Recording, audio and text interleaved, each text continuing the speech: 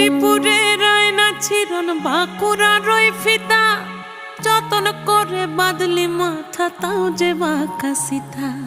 মেদিনীপুরের আয়না চিরন বাঁকুড়ার ওই ফিতা আর যতন করে বাঁধলি মাথা তাও যে বাঁকা সিথা।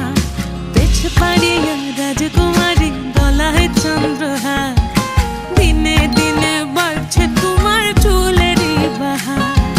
পেছ পাড়িয়া রাজকুমারী